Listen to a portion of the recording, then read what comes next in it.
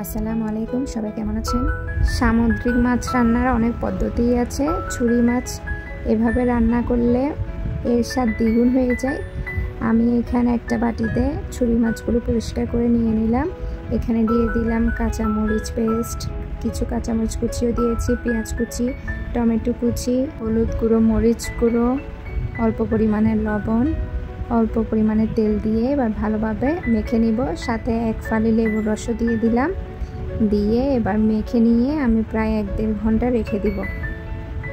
এরপর ফিরে আসছি ঘন্টাখানেক পরে। এই ভিডিওটা যদি আপনাদের ভালো লাগে থাকে তাহলে অবশ্যই সাবস্ক্রাইব করতে ভুলবেন না, সাথে লাইক কমেন্ট করে যাবেন। ঘন্টাখানেক পরে ম্যারিনেট করা মাছগুলো এবার রান্না করার পালা। যে পাতিলে রান্না করব সেটাতে অল্প পরিমাণে তেল দিয়ে পেঁয়াজকে একটু হালকা নরম করে এরপরে মরিচ গুঁড়ো, অল্প পরিমাণে হলুদ গুঁড়ো, লবণ, একটু পানি দিয়ে ভালোভাবে কষিয়ে নেব।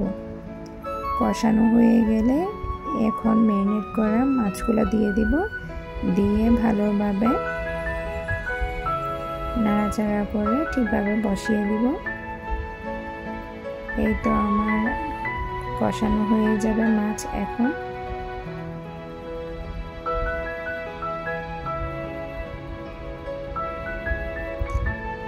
এই মশলাটা কষানোর সময় আমি মরিচ গুঁড়ো, হলুদ গুঁড়ো অল্প পরিমাণে ব্যবহার করে এবার মাছ কষানো হয়ে গেলে একটু করে পানি দিয়ে বলক তুলে নেব।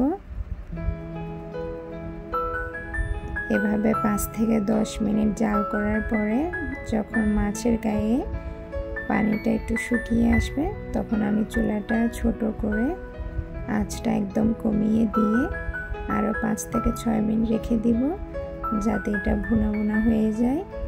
এখন আমি এখানে আরও অল্প পরিমাণে লেবু দিয়ে দিলাম, এতে মাছের স্বাদটাও ঠিক আসে, খেতেও খুব মজা লাগে। এবার ধনিয়া পাতা ছিটিয়ে দিয়ে নামিয়ে